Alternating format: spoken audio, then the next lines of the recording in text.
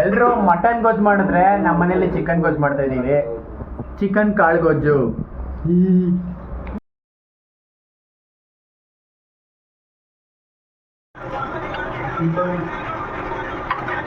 Chicken ಕಾಳು ಗೊಜ್ಜಿಗೆ ಮಸಾಲೆ ready ಆಗಿದೆ. ಮಸಾಲೆಗೆ ಏನೇನಪ್ಪ ಇದೆ ಅಂದರೆ ಕೊತ್ತಂಬರಿ, ಪುದೀನ, ಶುಂಠಿ, ಬೆಳ್ಳುಳ್ಳಿ, ಜೀರಿಗೆ, ಮೆಣಸು, ಚಕ್ಕೆ, ಲವಂಗ, ಏಲಕ್ಕಿ 2, ಕಾಯಿ ತುರಿ, ಕೊತ್ತಂಬರಿ, ಅದಾದಮೇಲೆ ಮ್ಯಾಜಿಕ್ ಮಸಾಲ ಇಷ್ಟು ಹಾಕಿದ್ದೀವಿ. ಮ್ಯಾಜಿಕ್ ಮಸಾಲ ಯಾವುದು ಗೊತ್ತಾ?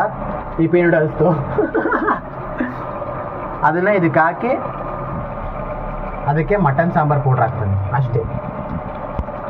ಅಡುಗೆನೂ ಮಾಡೋಕ್ಕೆ ಬರಲ್ಲ, ಪಾತ್ರೆ ತೊಳಿ ಅಂದರೆ ನೆಟ್ಟಗೆ ಪಾತ್ರೆ ತೊಳಿಯಲ್ಲ.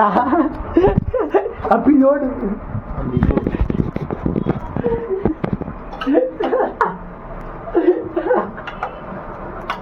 ಬಿಡು ಆಯ್ತು. ವಿಡಿಯೋನೇ ಮಾಡಿಲ್ಲ, ಏನು ವಿಡಿಯೋನೇ ಶುರು ಆಗಿರಲಿಲ್ಲ. ಮಸಾಲೆ ಎಲ್ಲ ಹಾಕ್ಬಿಟ್ಟು ಕುಕ್ಕರ್ ವಿಜಿಲ್ ಬರೋ ತನಕ ಮಾಡ್ತಾ ಇಲ್ಲ, ಸ್ವಲ್ಪ ಕೊತ ಅಂತ ಒಂದು 5 ನಿಮಿಷ ಕುದಿಯೋ ತನಕ ವೆಯ್ಟ್ ಮಾಡ್ತಾ ಇದ್ದೀವಿ ಅಷ್ಟೇ ಅಲ್ವೇನಾ?